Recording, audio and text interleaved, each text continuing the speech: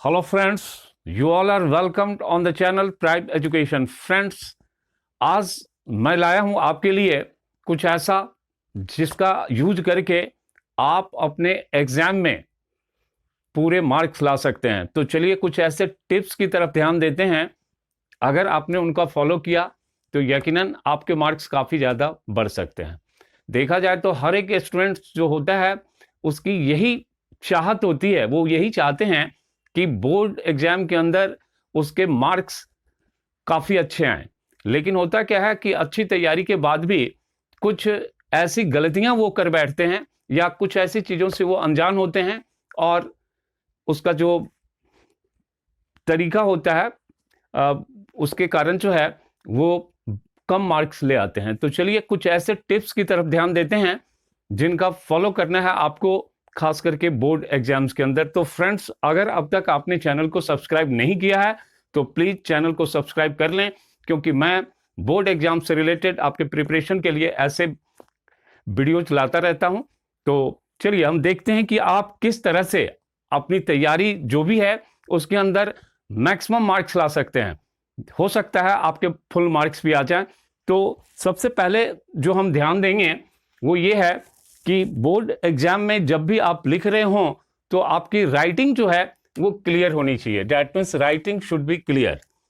देखिए, not necessary कि आपकी राइटिंग कैसी है, लेकिन जो भी लिखें वो क्लियर लिखें। क्लियर लिखने से क्या होता है, एक अच्छा इम्पैक्ट जो है एग्जामिनर के माइंड पे पड़ता है और वो बिना किसी खास एक्सर्शन के आपके आंसर शीट को पढ़ पाता है और आपके मार्क्स जो हैं, आपने जो कुछ भी लिखा है तो आपके मार्क्स बढ़ने की पूरी जो है आशा होती है कि वो आपके मार्क्स जो हैं अच्छे मार्क्स दें। तो जब भी आप लिखें एग्जाम के अंदर तो आप अपनी राइटिंग पे ध्यान दें कि आपकी राइटिंग इलिजिबल नहीं होनी चाहिए। ऐसी राइटिंग नहीं होनी चाहिए कि एग्जामिनर को पढ़ते समय परेशानी हो, इसका ध्यान रखें। दूसरी चीज जो आपको ध्यान में रखना है वो है कि राइटिंग जो भी आप लिख रहे हैं, क्वेश्चन के आंसर जो आप दे रहे हैं, उसे आप अपने वर्ड्स के अंदर लिखें। होता क्या है, कई बार बच्चे लर्न करके बुकिश लैंग्वेज का यूज कर देते हैं, तो वो अच्छा नहीं माना जाता है। बेटर है कि आप अपने वर्ड्स में आंसर को लिखें। अच्छे मार्क्स भी देता है। अच्छे मार्क्स लाने के लिए आपको करना क्या है, तो उसके लिए आप चाहें तो सेल्फ नोट्स बना सकते हैं। देखिए, सेल्फ नोट्स, अक्सर स्टूडेंट्स जो है सेल्फ नोट्स बनाने से कतराते हैं। उनको लगता है कि ये वेस्टेज ऑफ टाइम है। तो मैं आपको बताता हूं वो वेस्टेज ऑफ टाइम नहीं है, वो आपका टाइम का इन्वेस्टमेंट है। क्यों? क्योंकि जब आप सेल्फ नोट्स बना रहे होते हैं तो आधी तो लर्निंग का पार्ट जो है वहीं पे खत्म हो जाता है। फिर आप उन नोट्स को, चूंकि आपने खुद बनाया है, तो आप जब भी उसको पढ़ते हैं तो बड़ी आसानी से आप उसको लर्न कर पाते हैं और फिर जो है आपके मार्क्स जो हैं काफ़ी अच्छे आते हैं। तो आप अभी से कोशिश करें कि अपने नोट्स बनाएं और आपका बनाया हुआ अपना नोट्स जो होगा वो बेस्ट माना जाएगा और उसी से आपके मार्क्स जो है काफ़ी अच्छे आएंगे। तीसरी चीज़ जो आपको ध्यान में रखनी है वो ये है, डोंट एक्सीड वर्ड लिमिट। देखिए, कई बच्चे क्या करते हैं कि ये नहीं पढ़ते कि इस क्वेश्चन का आंसर जो है कितने वर्ड्स में देना है और उनको जितना कुछ आता है वो लिख डालते हैं। तो प्लीज़ आप ऐसी गलती ना करें।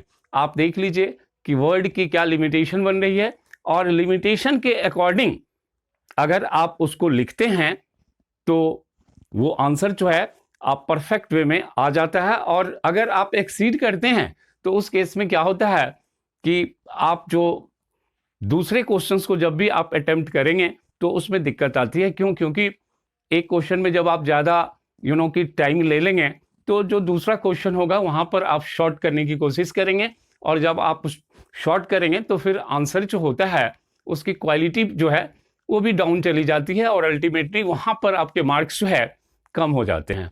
इनको आप फॉलो कीजिए।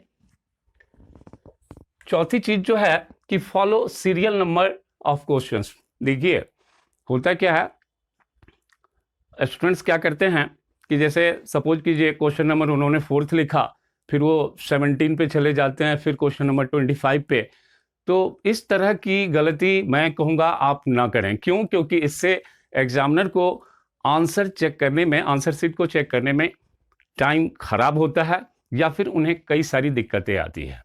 अगर आपकी प्रिपरेशन अच्छी है और आप अगर आंसर को सीरियली लिख सकते हैं, तो मैं आपको सजेस्ट करूंगा कि आप सीरियली ही लिखें। एक सीरियल से अगर आप लिखेंगे तो एक अच्छा इम्पैक्ट होता है कि आपको सब कुछ जो है अच्छी तरह से आता है।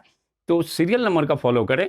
हाँ, हो सकता है कि कोई किसी क्वेश्चन का आंसर नहीं आता है या आप उसको बाद में लिखना चाहते हैं, तो आप उसके लिए क्या करें कि सीरियल नंबर को बिगाड़ें ना, बल्कि उसके लिए आप गैप, स्पेस छोड़ दें। क्योंकि आपको पता है कि कौन सा क्वेश्चन जो है, आप जो भी आपने छोड़ा है, तो उसकी वर्ड लिमिट क्या है और आप उसको कितने स्पेस में लिख सकते हैं। अगर आप इसको ध्यान में रख करके अगर आप अपना आंसर शीट करें, तो वो बेटर माना जाएगा एज कंपेयर कि आप उल्टे सीधे तरीके से आप क्वेश्चन का आंसर लिखते हैं। हाँ, अगर आपके साथ मजबूरी है तो आप इस सीरियल नंबर को कि अवॉइड भी कर सकते हैं, लेकिन जहां तक मैं सजेस्ट करना चाहूंगा, कोशिश कीजिए कि वो सीरियल नंबर में हो। इससे एग्जामिनर को काफ़ी सुविधा मिलती है और जब उनको ये चीज़ें अच्छी लगती है तो यकीनन वो आपके मार्क्स को जो है कि वो दिल खोल के मार्क्स देता है, मतलब आपके मार्क्स जो है अच्छे आते हैं।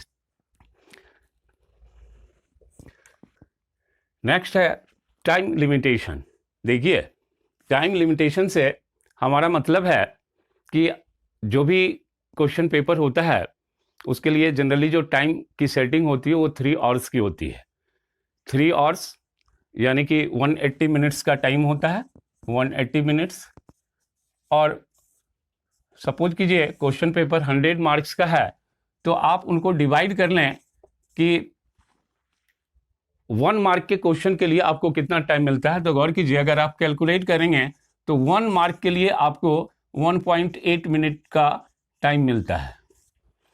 तो आपकी कोशिश होनी चाहिए कि कोई क्वेश्चन मान लीजिए 5 मार्क्स का है, तो 5 इंटू 1.8 से 9 मिनट्स। आपको इसके लिए जो है मैक्सिमम जो है 9 मिनट्स का टाइम देना है। और मैं तो ये कहूँगा कि आप कोशिश कीजिए उसको 7 to 8 मिनट्स में आप पूरा कर लें।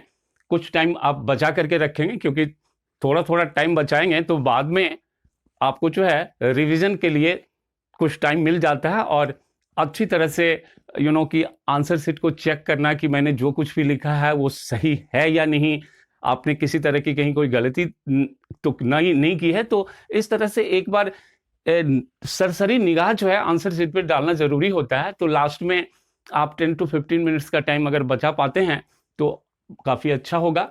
तो शुरू से ही अगर आप टाइम लिमिटेशन के ऊपर आप ध्यान देते हैं तो आपको बाद में किसी तरह की दिक्कत नहीं आती है। तो वो जो पेपर है आपका वो एक टाइम लिमिट में जो है वो पूरा हो जाता है।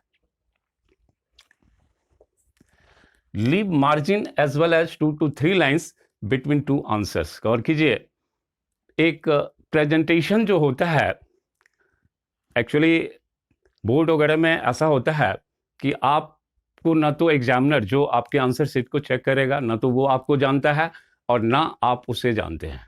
सारा कुछ जो है आपका जो प्रेजेंटेशन है, आपने किस तरह से आंसर शीट को किया है, उसी से एक एग्जामिनर जज कर पाता है कि आपको कहाँ पर रखना चाहिए।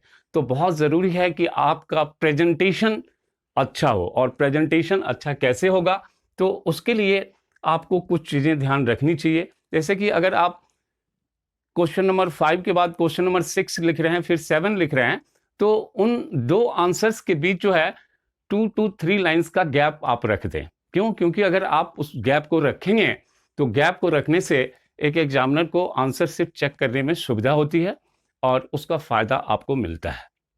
क्यों? क्योंकि एग्जामिनर अगर इरिटेट नहीं होता है तो उस केस में कोशिश होती है कि अच्छे मार्क्स ही दे। तो आप इस तरह से अगर 2 to 3 लाइन्स, हाँ ध्यान दीजिएगा कि बहुत ज़्यादा भी स्पेस ना छोड़ दें कि आपको एक लापरवाह स्टूडेंट समझा जाए। 2 से 3 लाइन आप छोड़ें, एक अच्छा प्रेजेंटेशन जो है पूरे आंसर शीट पे मिलेगा। देखिए, नेक्स्ट चीज जो है prefer points to paragraph.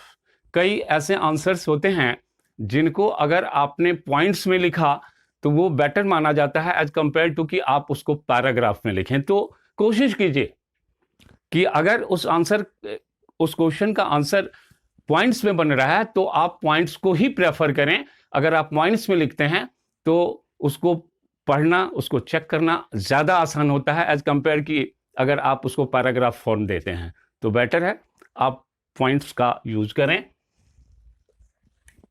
Next जो मैं आपको पॉइंट आउट करूंगा वो है difference should be on the basis. गौर कीजिए, कई ऐसे क्वेश्चंस होते हैं जिनमें आपको दो चीज़ों के बीच डिफरेंस दिखलाना होता है।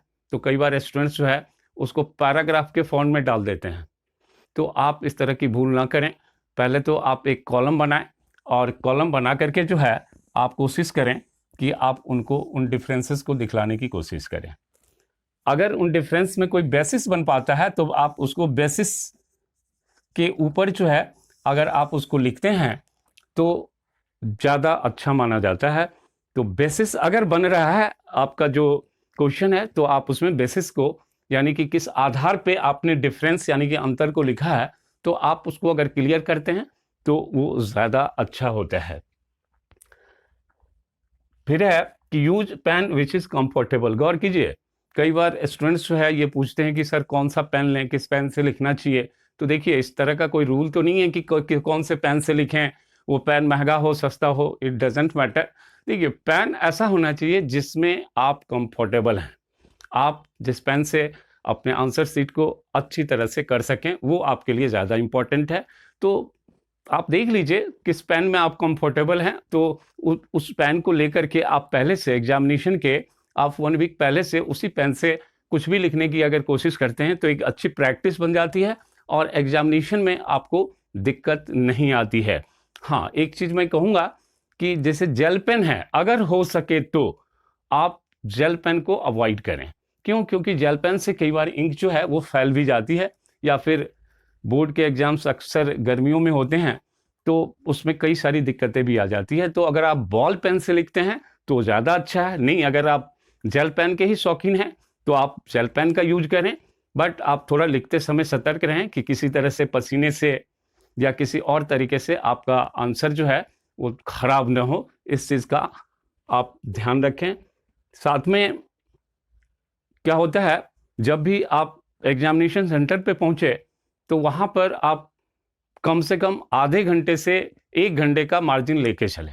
आधे से 1 घंटे अगर आप छोड़ पाते हैं, पहले अगर आप पहुंच पाते हैं अपने सेंटर पे तो वो आपके लिए काफ़ी अच्छा होता है। क्यों?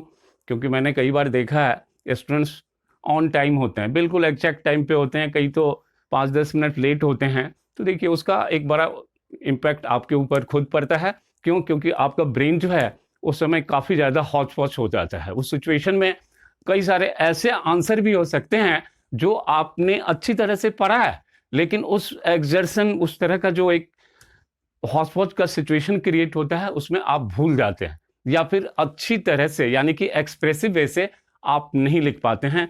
तो बहुत इम्पोर्टेंट है कि एग्जामिनेशन हॉल पे आप आधे से 1 घंटा पहले पहुँचे और फिर अपने जो फ्रेंड्स वगैरह हैं उनसे आप बातचीत करके अपने आप को कंफर्ट करें, ना कि वहाँ पर कुछ लर्न करने की कोशिश करें, क्योंकि उस समय कुछ लर्निंग वगैरह का कुछ इस तरह का फ़ायदा नहीं मिलता है। तो बेटर है कि आप अपने आप को कंफर्ट ज़ोन में रखें, जिससे कि आप जैसे ही एग्जामिनेशन हॉल में जाते हैं, एग्ज़ाम शुरू होता है, आप बड़े आराम से बिना किसी एक्सर्शन के, बिना किसी प्रेशर के आप उसको लिख पाते हैं। तो फ्रेंड्स, कुछ इन टिप्स का अगर आपने ध्यान रखा तो यकीन मानिए आपकी प्रिपरेशन जहाँ भी है उससे आप काफ़ी आगे चले जाएँगे। अगर आपकी प्रिपरेशन 80 to 90% की है तो आपके फुल मार्क्स भी आ जाएँगे। तो आप इन टिप्स को ध्यान रखें। अगर आप इन टिप्स का ध्यान रखते हैं तो यकीनन आप यकीन मानें कि आपके मार्क्स काफ़ी अच्छे आ जाएँगे। हो सकता है उसकी एक्सपेक्टेशन आपने नहीं की हो। तो फ्रेंड्स, अगर ये वीडियो आपको पसंद आया हो तो प्लीज़ आप इसे लाइक करें, चैनल को सब्सक्राइब करें, साथ में कमेंट बॉक्स में कमेंट डालना ना भूलें। Best of luck for all the students. Thank you.